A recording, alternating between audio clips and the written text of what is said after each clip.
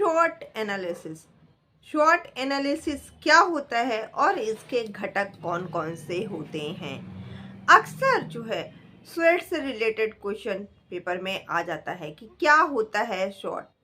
तो SWOT short जिसको कहते हैं, यह 4 शब्दों से मिल करके बना होता है। पहला होता है strength. S means strength, W means weakness, O means opportunity और T means threat. SWOT short होता है। और शॉर्ट S यानी कि स्ट्रेंथ यानी कि शक्ति, या फिर आप कह सकते हैं कि क्षमता। W यानी कि वीकनेस यानी कि दुर्बलता। O यानी कि अपॉर्चुनिटीज यानी कि अवसर। T यानी कि थ्रेट यानी कि चुनौतियां या फिर सामनाएं।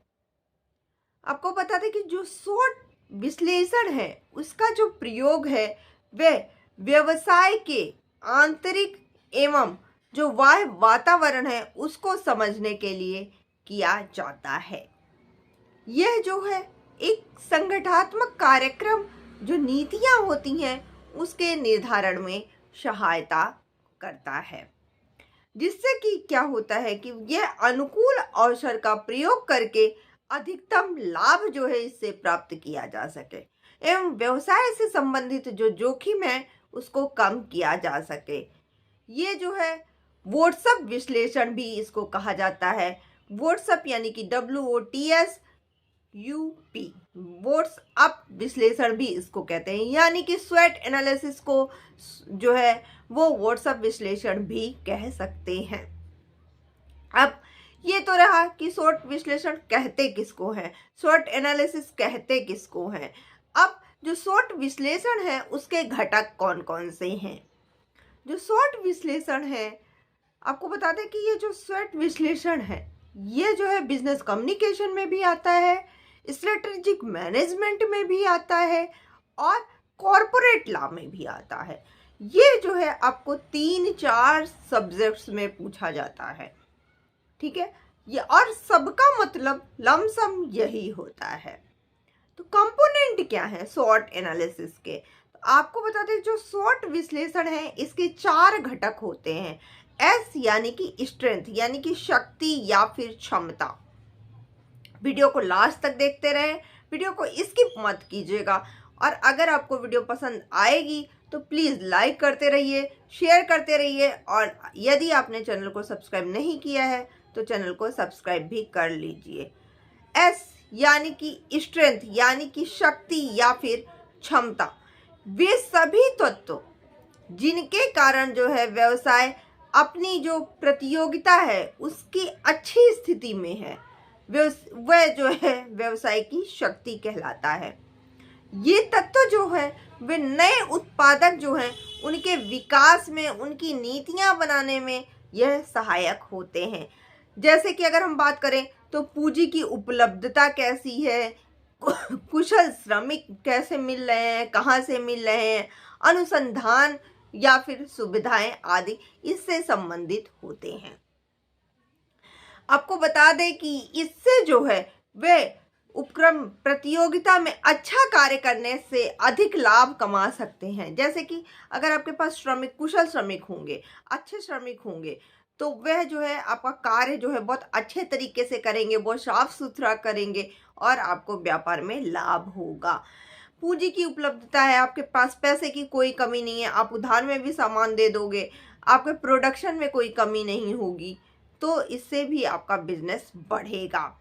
अनुसंधान की सुविधा होगी, यानी कि आप रिसर्च एनालिसिस करेंगे, रिसर्च करेंगे कि क्या चीज़ प्रोडक्ट सही है, क्या नहीं सही है, किसको कितना लाभ हो रहा है, यह जो है नॉर्मल जो लोग हैं उनके लिए कितना लाभकारी है। अगर आप रिसर्च करके उस प्रोडक्ट को मार्केट में निकालेंगे तो आपको ज़्यादा लाभ होगा, यानी कि ये सब आपकी स्ट्रेंथ है। अब बात करते हैं वीकनेस की, यानी कि दुर्बलताएं की। तो कोई भी बिजनेस है उसमें जो निहित सीमाएं हैं वह दुर्बलता कहलाती हैं। यह उपक्रम के कार्यों, कुशलताओं, जो लाभ उत्पन्न करने की क्षमता है उसमें यह बाधा उत्पन्न करती है। जैसे कि मान लीजिए एक ही वस्तु का उत्पादन जो है एक ही पूर्तिकर्ता या फिर एक ही बाजार अगर हो, तो फिर वहां पर जो है लाभ जो है वह कम हो सकता है।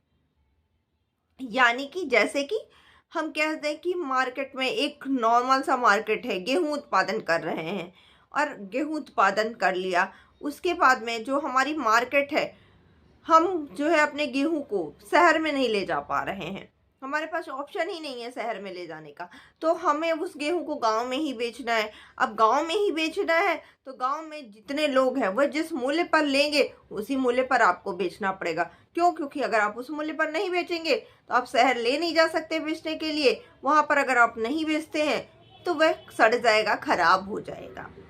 तो आपके पास ये वीकनेस है आपकी कि आप कम लाभ में भी उसको वहीं पर बेच दीजिए।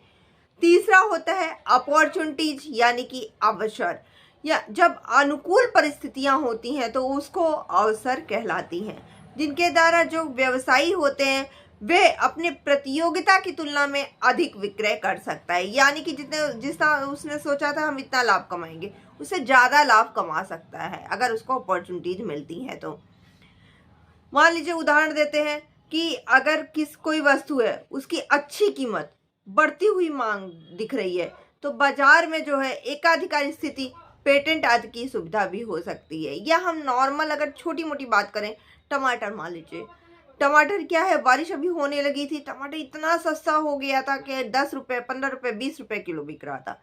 फिर थोड़ा सा मौसम सही हो गया, टमाटर का रेट फिर 40 रुपए आ गया। प्याज देख लीजिए, प्याज एकदम से कभी एकदम सस्ता हो जाता है, कभी एकदम महंगा हो जाता है। क्यों? क्योंकि जो बढ़ती हुई मांग है उस पर इनके भाव डिपेंड करते हैं। डिमांड बहुत बढ़ गई, सप्लाई कम है, तो वह महंगी हो जाएगी। और बाहर मार्केट से भी आ गई, और जो हमारे देश के उत्पादक करता है उनके पास से भी आ गई। प्याज ज़्यादा हो गया, डिमांड कम हो गई, तो सप्लाई ज़्यादा हो गई, रेट गिर जाते हैं। तो ये अपॉर्चुनिटी पर डिपेंड करता है कि लाभ आप इससे कमा सकते हैं।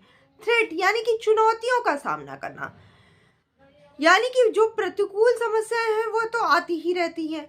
ऐसे उस उपक्रम में जो कठिनाइयां होती हैं, जो जोखिम उत्पन्न होते हैं, ये जो है कहीं ना कहीं उपक्रम में अनिश्चितता, लाभ में कमी और विकास में अवरोध उत्पन्न करते हैं। जैसे कि कई तरीके की आपकी थ्रेट आ सकती हैं, सामाजिक आ सकती हैं, राजनैतिक आ सकती हैं। जैसे कि मान लीजिए आप कोई कंपनी है आपकी, ठीक है, तो आपने कंपनी का जो है आपने रजिस्ट्रेशन कराया, तो आपका रजिस्ट्रेशन हो गया है, अब आपको एनुअल रिपोर्ट फाइल करनी होती है। अगर आपने प्रॉपर तरीके से एनुअल रिपोर्ट नहीं करी, पता चलता है लो किसी तरह की चेकिंग आ गई। या फिर आपने टैक्स भरा, आपने टैक्स जितना भरना चाहिए था उतना नहीं भरा, अब जो है आपके पास में फिर टैक्स के लिए फिर से नोटिस आ गई। तो ये सब परेशानियां ही है ना। या लॉ रिलेटेड कोई चेंज हुआ, अब आपको फिर से वो सारे रूल्स फॉलो करने पड़ेंगे। तो ये सब आता रहता है। कुछ राजनीतिक जो है चीज़ें आ जाती हैं, तो या किसी से आपका व्यवसाय बहुत अच्छा चल रहा है, किसी से लड़ाई झगड़ा हो गया, तो ये सब जोखिम है ना। कभी पता चला कि प्रोडक्शन बहुत अच्छा चल रहा है, मशीन ही खराब हो गई आपकी, जोखिम है ना, यानी कि थ्रेट है। तो जैसे कि इसमें आ जाएगा आपका श्रम असंतोष, या कच्चे माल की आपकी कमी हो गई कभी कभी, तो ऐसे में, या आपके पास श्रमिक हैं, काम प्रॉपर हो रहा है, 4 श्रमिक आपके छुट्टी पे चले गए, काम उस टाइप से नहीं हो पा रहा है, या बाजार में आपकी कड़ी प्रतियोगिता है, आप उस मार्केट में हैं, 10 लोग और नए उस मार्केट में आ गए, अब आपके पास प्रतिस्पर्धा बढ़ गई है, अब आपको और अच्छे से अपने प्रोडक्ट को जो है बाजार में ले जाना पड़ेगा, और ज़्यादा मेहनत पड़ेगी उस प्रोडक्ट को बेचने के लिए। या राजनीतिक नीतियाँ चेंज हो रही हैं, तो उससे भी आपको दिक्कत होगी। ऐसे में जो है प्रतिकूल परिवर्तन आते रहते हैं, जोखिम बना रहता है। ऐसे केस में जो स्वॉट विश्लेषण है, उसको जो व्यावसायिक वातावरण है उसको समझने और उसको नीतिगत लेने के लिए एक सुव्यवस्थित यह प्रणाली होती है। इसके तहत आप जो है वे विकास कर सकते हैं। लाभोपार्जन के लिए यह बहुत ही आवश्यक होता है। यानी कि स्वॉट एनालिसिस करके आप जो है चीज़ों को कुछ हद तक जो है वह नियमित कर सकते हैं। आज की वीडियो आपको कैसे लगी जरूर बताइएगा। जिन्होंने अभी तक चैनल को सब्सक्राइब नहीं किया है तो प्लीज़ आप चैनल को सबसे पहले सब्सक्राइब कर लीजिए। धन्यवाद।